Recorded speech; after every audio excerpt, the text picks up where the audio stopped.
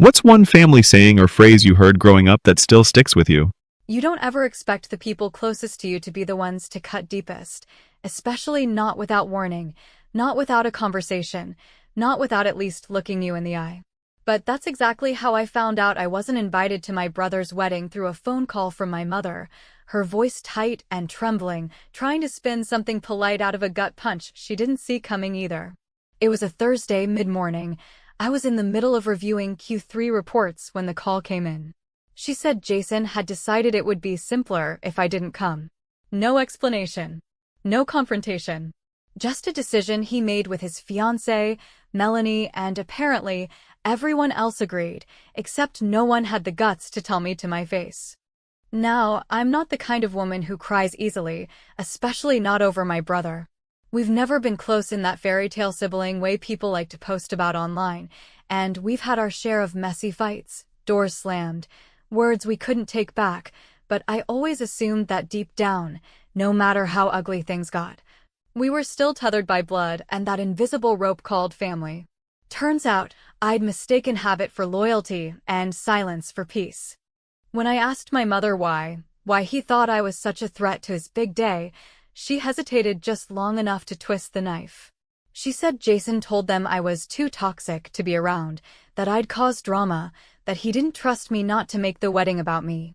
She said it like she was quoting a news article she didn't believe but still felt obligated to share. My own mother didn't defend me. She didn't ask for specifics. She just accepted it like bad weather, unfortunate but out of her control. I didn't yell. I didn't cry. I sat there in my office, listening to the soft sound of a woman I used to believe would protect me, and something in me started to calcify. There are moments in life that separate the before and after. This was one of those moments. Let me back up for a second, because I know what you're probably thinking. What did I do to deserve that? And it's a fair question, because people don't just call their siblings toxic out of nowhere unless something big went down. So, let me give you some history. Jason and I were raised in a family that looked normal from the outside, 2 parents, 1 boy, 1 girl, middle-class suburbia, a backyard, baseball in the summer, Christmas photos with matching sweaters, but underneath all that was a slow, simmering rot that we all pretended not to smell. Jason was the golden boy. Always had been. Tall, charming, played quarterback in high school, got into a decent state college, majored in business, and could sell ice to a snowman if he wanted to. My parents doted on him. Every B+ he got was treated like a scholarship, every mistake brushed off as boys will be boys. Meanwhile, I had to claw my way to attention. Straight A's? Expected. College acceptance? About time. A 6-figure job by 28? Well, your brother's working on starting his own thing, too.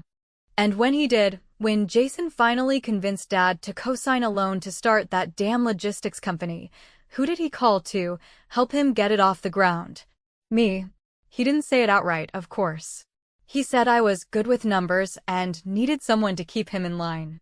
I should have known then, when he offered me a position but not a title, when he promised profit shares but avoided paperwork, that I was being used.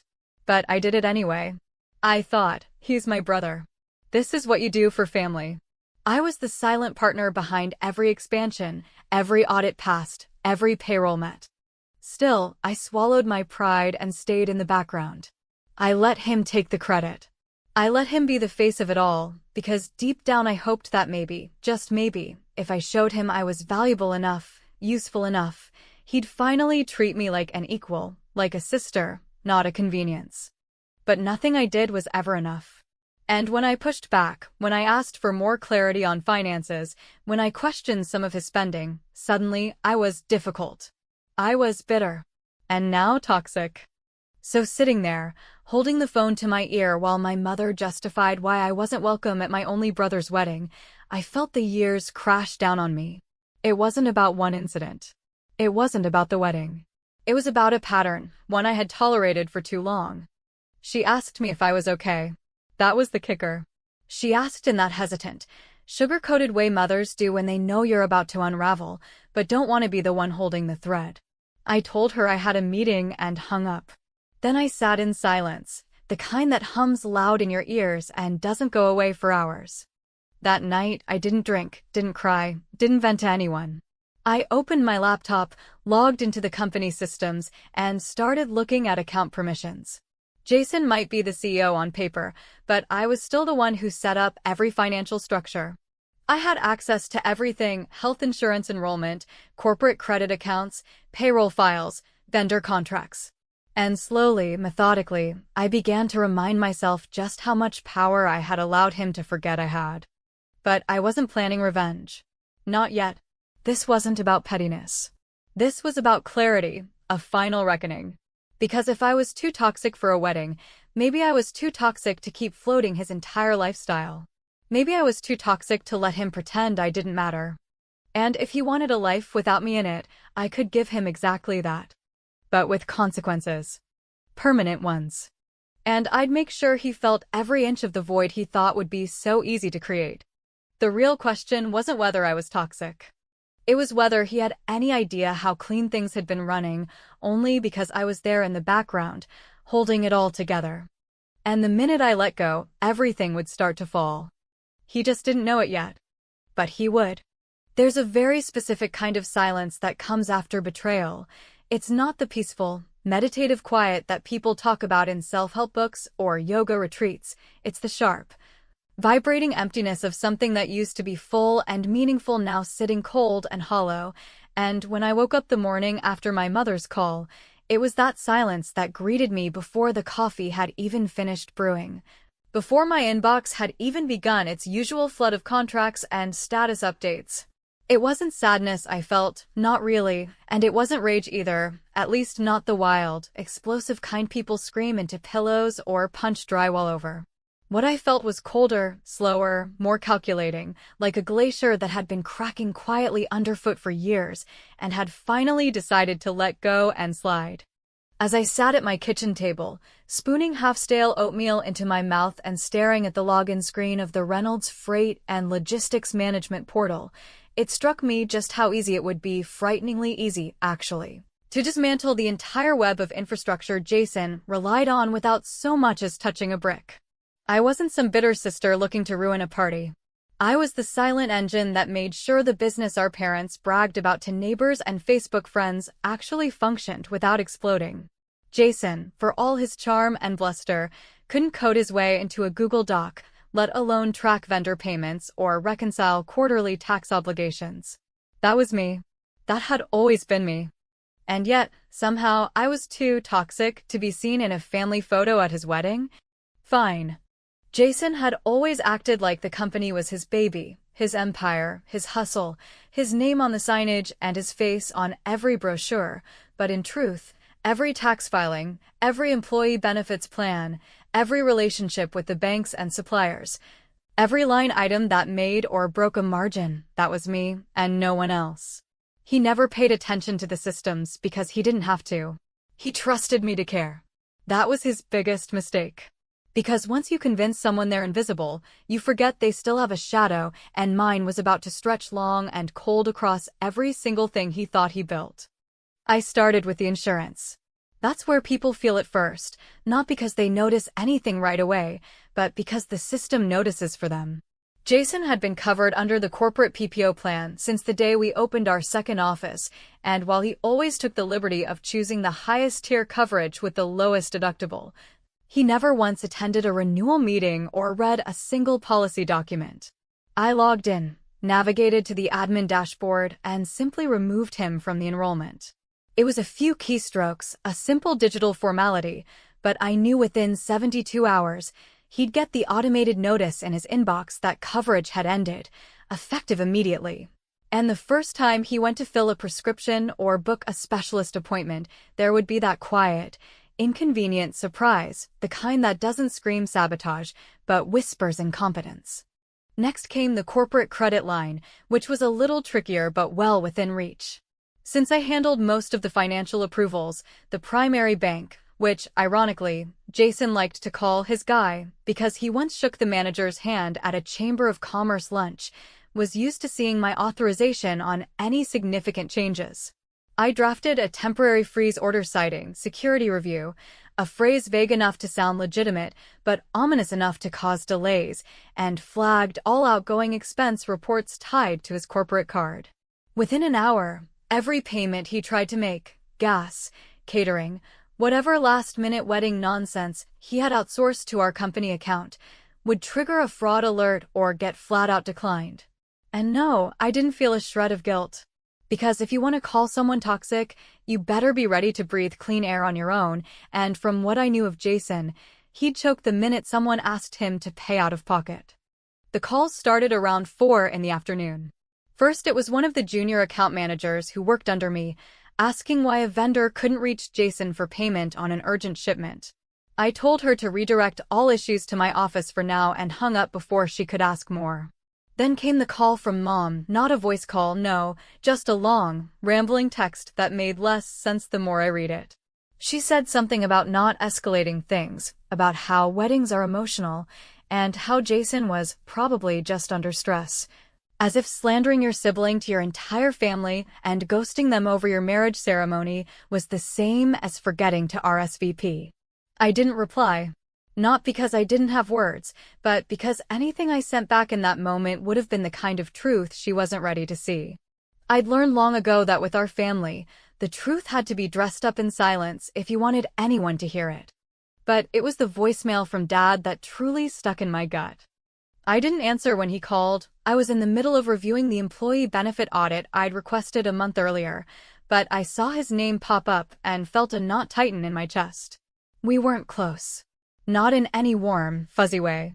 He was a man of few words and fewer apologies, the kind of father who believed hard work was love and silence was strength. But when I listened to the voicemail later that evening, his voice didn't sound hard or distant, it sounded shaken. He didn't yell. He didn't ask why. He just said, "Sarah, I don't know what's happening, but your brother's in a bind and your mother's upset. Please call me back. Let's not do this like strangers." Strangers. That word hung in the air like smoke. Because that's exactly what we'd become, me, Jason, all of us. Pretending we were still a family when the truth was we were strangers clinging to the memory of what we thought family meant. But here's the thing about strangers, you don't owe them grace. And after years of being useful but uninvited, loyal but unacknowledged, essential but invisible, I had finally run out of grace. Jason might have thought I'd be too afraid to pull away, too attached to the family unit to make things uncomfortable, too desperate for inclusion to risk exile. But he was wrong. I didn't burn the bridge. I just turned off the lights and let him try to walk across it blind. There's a peculiar type of satisfaction that doesn't come from gloating or grandstanding or having the last word, but from sitting perfectly still while the things you warned everyone about slowly begin to unfold exactly as you predicted.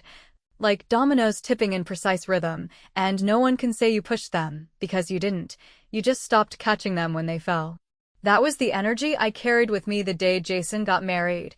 Not revenge, not rage, just the quiet stillness of a woman who had spent years supporting a structure she never got credit for, and finally stepped away to watch what happened when the scaffolding was removed. I didn't attend the wedding, of course. I wasn't invited.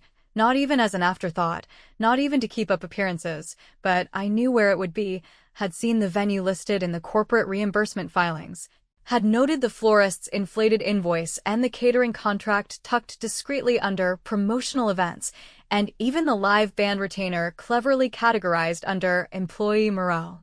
Jason had always been bold like that, using company resources like his personal piggy bank, assuming that if he did it with enough confidence, no one would question it. And for a long time, he was right, no one did. Especially not me. I had kept my head down, kept things running, and kept telling myself that being indispensable was better than being acknowledged. But standing in the shadows only works until someone decides to turn the lights off on you. So on the day of the wedding, a cloudless Saturday that felt too pristine for what I knew was coming, I didn't dress up, didn't open a bottle of wine, didn't call a friend to commiserate. I simply opened my laptop, pulled up the live stream link that Melanie's cousin had proudly posted on social media, and sat back with a quiet mind and an alert eye.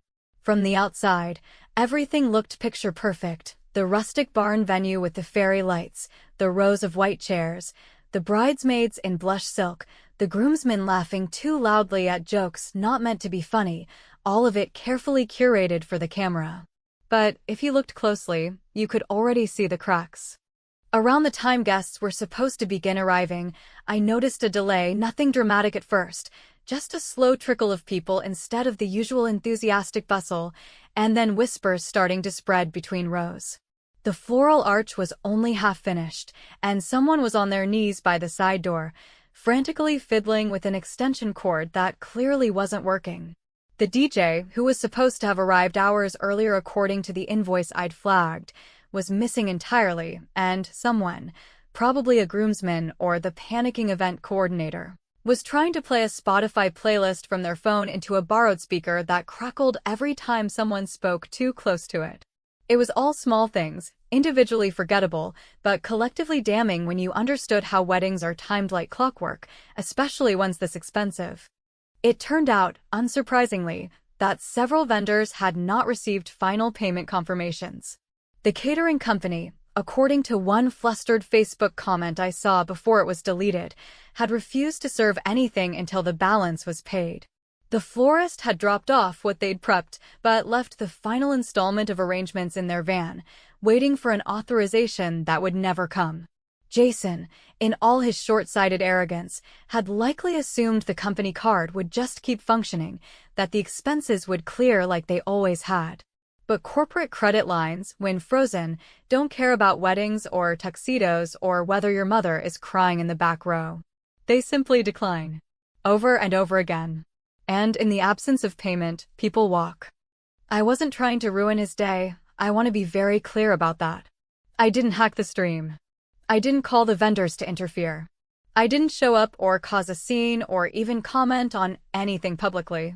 I just sat there and watched, letting the reality of what he'd built, or more accurately, what he'd assumed would sustain itself without my effort, start to crumble under its own weight. And for a moment, I almost felt pity. Almost. Because when Jason finally appeared on screen, standing stiffly at the altar, jaw clenched, eyes darting around the chaos he couldn't control, I recognized the look on his face. It wasn't disappointment or embarrassment. It was panic. The kind of panic that comes when the center you thought was holding suddenly doesn't hold anymore, and you realize the machinery you've depended on was never yours to command, it was just graciously operated in your favor.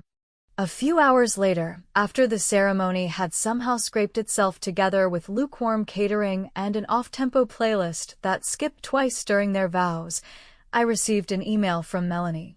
Not a long one, not an apology, not a confrontation, just a quiet, almost embarrassed message that read, "I just want you to know I didn't agree with how it was handled. I didn't know everything until yesterday. I'm sorry for how this happened. I hope we can talk someday." And that somehow rattled me more than the chaos of the wedding itself. Because it confirmed something I had only suspected until then: Jason had lied. Not just about me being toxic or unstable, but about the history he had rewritten to suit his narrative. Melanie wasn't the villain. She was a bystander, maybe even a victim in her own right, fed half-truths and omissions by a man who never let a little thing like honesty stand in the way of getting what he wanted. But the thing about bystanders is this: silence is still complicity, even when it's polite. And forgiveness, despite what people like to believe, is not something you owe someone just because they ask nicely. Especially not when the damage has already been done. As I closed the email and set my phone down, I realized something else, something colder and deeper than the vengeance people assumed I was enjoying. I didn't feel triumphant. I didn't feel victorious. I felt confirmation. I felt like someone who had finally seen the truth fully exposed, not with fireworks, but with a quiet, inevitable slide into clarity. Jason had cut me out because he thought I wouldn't retaliate. He thought I was desperate enough for family, that I'd stay silent and small, that I'd swallow my pride just to be allowed near the table again. But I wasn't the one who'd lost something on that wedding day. He was. He just didn't know it yet. There's a strange kind of quiet that follows the collapse of something you didn't build, but were always expected to maintain, a silence that isn't peaceful or redemptive or even particularly satisfying, but instead thick and heavy.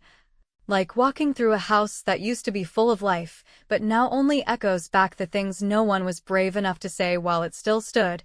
And in the days following the wedding, a ceremony that limped across the finish line like a horse dragging a broken leg, I began to feel that silence settle over me, not just in my house or in my inbox, but deep in the places I used to fill with hope for reconciliation, for honesty. For even the smallest possibility that this family I'd once killed myself to keep intact might finally acknowledge the fracture that had been splintering through its foundation for years. The email from Melanie hadn't surprised me, not really, but what did catch me off guard was how delicately she tried to step through the minefield Jason had laid for her, as though acknowledging the truth of what he'd done might cause some final, irreparable explosion that neither of them was ready to face, and in that hesitation I saw not just her fear, but my own former self, the version of me that had once walked on eggshells to keep the peace, that had nodded politely while being undermined, that had swallowed outrage and dressed it up as professionalism, as maturity, as sisterly duty. I read her message again and again, not for content, because the content was thin, but for tone, for what she wasn't saying. And I began to suspect that there was more behind her apology than simple regret over a ruined wedding and a disgruntled sister-in-law. So I waited. Not because I was uncertain of what to do next, but because I knew the next move wasn't mine. Sure enough, 2 days later, my phone buzzed with a blocked number, not something I normally answer, but something in my gut told me to pick it up, and when I did, Melanie's voice came through soft and clipped, like someone trying to talk without being overheard. She didn't greet me with pleasantries or pretend this was a normal call, didn't ask how I was or try to warm up the conversation with awkward compliments. She got straight to it.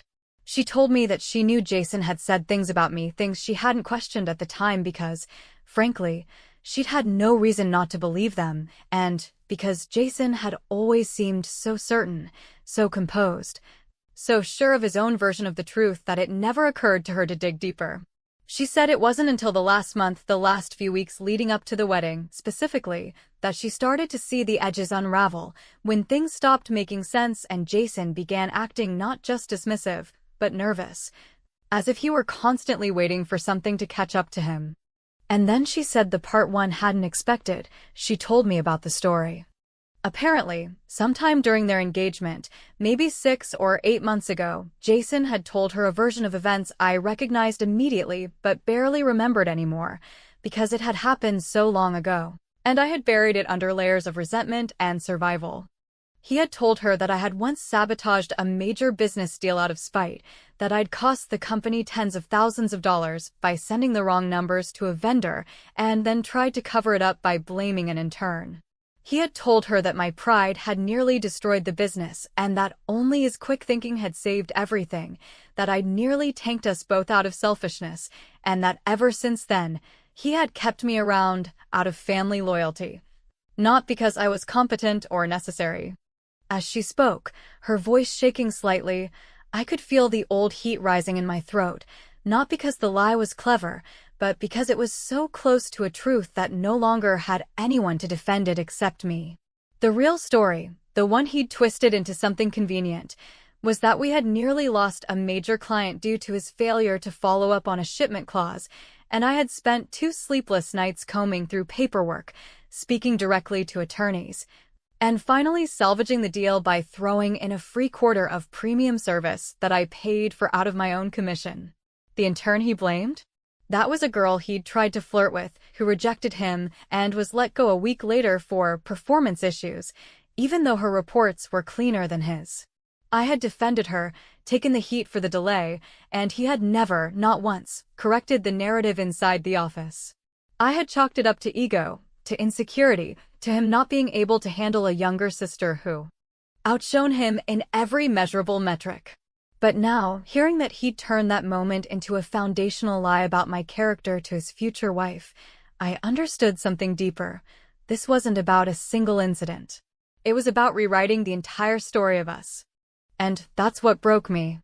Not the wedding, not the insult, not even the financial manipulation, but the realization that my own brother had been slowly poisoning the well of truth about me for years, dripping toxic little half-lies into the ears of anyone who got too close.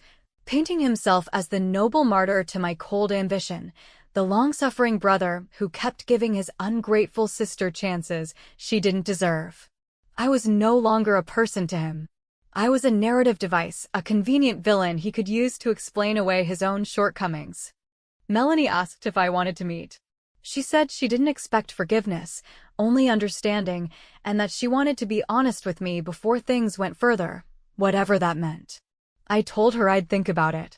I said I appreciated her call, and maybe I did, in the way one appreciates a flashlight after stumbling in the dark for too long. But as I ended the call and stared at my ceiling for what felt like an hour, I knew one thing for sure: this story wasn't over. Not by a long shot. Because Jason hadn't just betrayed me. He had rewritten me. And I was going to make sure he remembered exactly who he erased.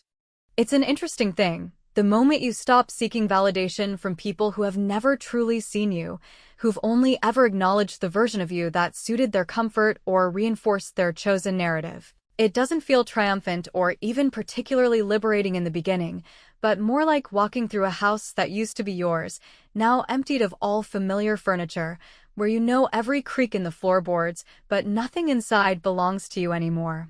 And as I sat there at the cafe table waiting for Jason to arrive, I realized that I wasn't nervous, not angry, not even curious, just resolved, as though this final conversation wasn't about reconciliation or understanding, but about closing a book I had spent my entire adult life trying to keep open, even when the story had long since turned incoherent and ugly.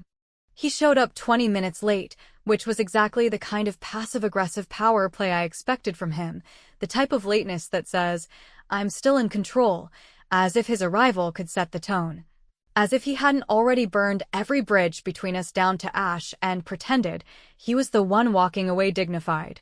He sat across from me in a gray blazer I recognized from a photo shoot we'd done 3 years ago for the company's marketing relaunch. A day I had single-handedly organized while he flirted with a photographer and took calls from his realtor about a second home he couldn't afford, and for a second, the sight of that jacket, worn now without the arrogance that used to fill it out, reminded me of how much history there was between us and how far we drifted from anything resembling real siblinghood.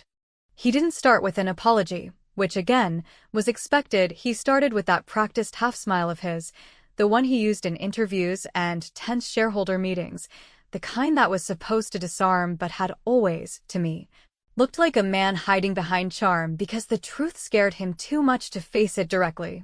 He said, "Thanks for meeting me," and then went quiet, waiting for me to do the emotional labor of steering the conversation, of filling the awkward space with some warm, forgiving tone that would make him feel like the bigger man for showing up at all.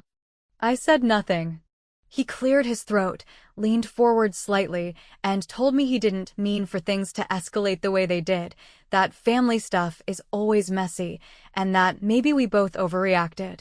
I didn't flinch, didn't roll my eyes, didn't even break eye contact.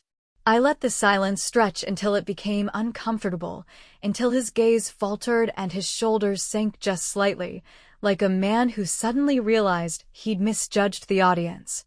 Finally, I spoke. I asked him what, specifically, he thought I had overreacted to, the part where I was excluded from his wedding like an embarrassing relative no one wanted to explain, or the part where he fabricated a career-damaging lie about me to his now-wife. Or maybe it was the part where he spent years siphoning off credit and trust in equal measure, using my skills and my silence to make himself look bigger while painting me as difficult and dangerous to anyone who got close enough to care. He didn't answer right away. He looked down at the table, at the condensation ring his coffee cup had left, and said, in a voice that was thinner than I remembered, "You always had a way of making people feel like they owed you something." It wasn't an apology. It was a defense. And that's when I knew there was nothing left to salvage. Because people who wrong you and then blame you for their discomfort when confronted, those aren't people looking for healing. They're looking for a reset, a clean slate where consequences are erased and you pretend their actions were never as damaging as they were. Jason didn't want closure. He wanted clearance, permission to continue existing in my orbit without the weight of accountability pressing down on him. I told him, calmly and clearly, that we were done. Not in the theatrical sense, not in a soap opera flourish, but in the kind of definitive language that doesn't leave room for reinterpretation later. I told him that I would be finalizing the paperwork to sell my shares of the company by the end of the month, and that the buyer was someone he already knew, a quiet little competitor who had been slowly carving out their niche in the market. The same one he'd laughed off 2 years ago as a couple of amateurs with a Shopify addiction. They weren't amateurs anymore. They were hungry. And now, with my insider knowledge and cleanly packaged documentation, they'd be equipped to eat his company from the inside out, legally, methodically, without ever once breaking a law or a contract. It wouldn't be flashy, it wouldn't be public, but it would be irreversible. He stared at me for a long moment after I said it, his jaw tightening, his hands twitching slightly against the tabletop, like he wanted to argue but couldn't find a foothold. Like he knew the move had already been played and he had no countermove that wouldn't expose how little he'd actually prepared for the possibility that I might walk away, not just from the family, but from the whole damn illusion. I stood up. I left the cafe without another word, and for the first time in years, I didn't feel like I owed anyone an explanation. Later that evening, I opened my phone to find 3 missed calls from my father and 1 text from my mother that simply read, "You didn't have to go this far." But that's the thing about people like them. They always think the damage you do in defense of yourself is worse than the damage they did quietly, cumulatively, until it forced your hand. They see the fire you finally set, but not the years you spent choking on smoke, begging for someone to open a window. I blocked the numbers. All of them. Even my own, meaning I went into the shared voicemail system my parents used for family updates and removed myself permanently. There would be no more invitations.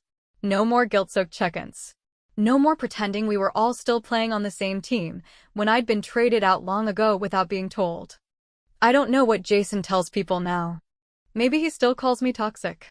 Maybe he's rewritten the story again, making himself the tragic sibling left behind by a cold, heartless sister who couldn't forgive one mistake. Or maybe, just maybe, in the quiet moments, when he looks at the shrinking revenue reports and the growing silence around his name, he realizes that some people aren't toxic at all. They're just done. And when they're done, they don't come back.